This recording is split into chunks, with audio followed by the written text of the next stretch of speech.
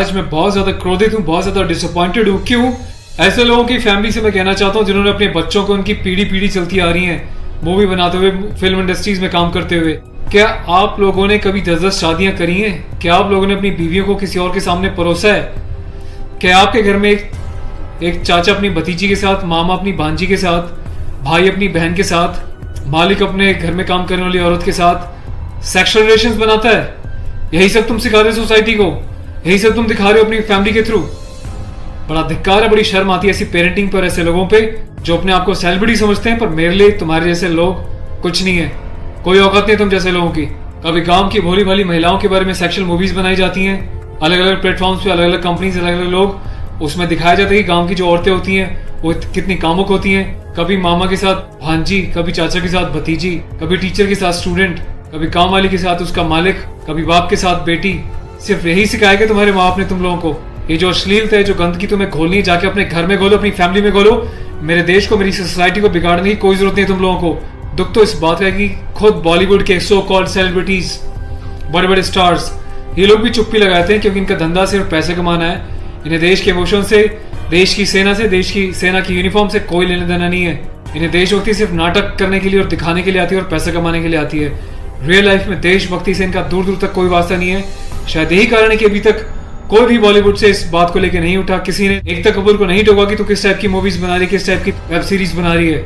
अभी हाल ही में जो है इसकी कंपनी ने और उसने मिलकर एक ऐसी वेब सीरीज बनाई है जिसमें एक इंडियन आर्मी का कर्नल रैंक के ऑफिसर्स को दिखाया है।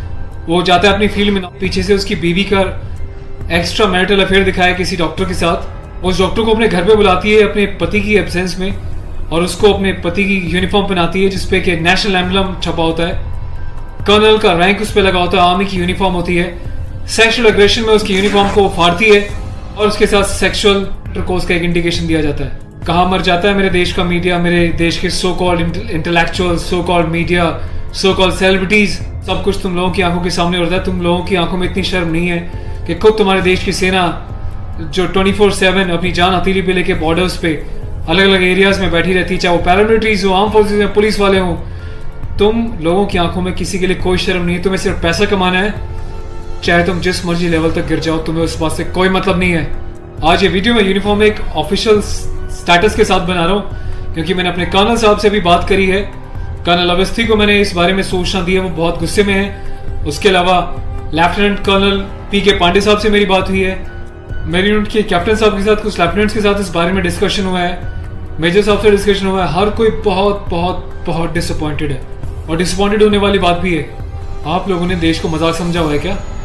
फिल्म बनाने वालों, मूवी बनाने वालों, मैं चाहता हूँ सरकार को एक ऐसा स्ट्रिक्ट कानून बनाए, ऐसा लॉ बनाए कि ऐसे लोगों को देश का गद्दार करार देके सलाखों के पीछे डाल देना चाहिए लंबे समय तक, ताकि भविष्य में आने वाले मूवी मेकर्स और डायरेक्टर्स उनको पता चल जाए कि यूनिफॉर्म के साथ और नेशनल एम्बलम के साथ ये लोग अपनी मनमर्जी से कोई भी किसी भी तरीके का खिलवाड़ नहीं कर सकते।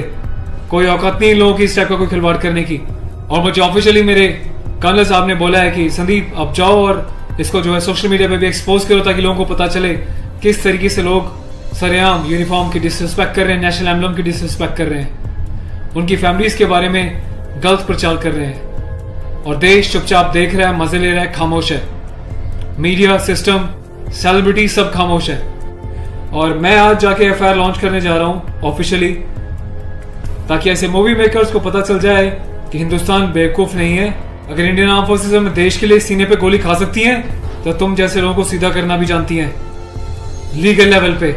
मैं अपने देश के यूथ से हाथ जोड़ के प्रार्थना करता हूँ कि ऐसी अश्लीलता फैलाने वाले लोगों को बहिष्कार करें और प्लीज इनका मोटिव हल हो जाएगा। इन लोगों का मोटिव ये होता है कि इस टाइप की कंट्रोवर्शियल चीजें बनाएं, मीडिया में वो चीजें जाएं और जब इनकी कंपनी का नाम लें तो लोग उनकी एप्स को डाउनलोड करें, इनके वीडियोस को देखें ताकि ये पैसा कमा सके।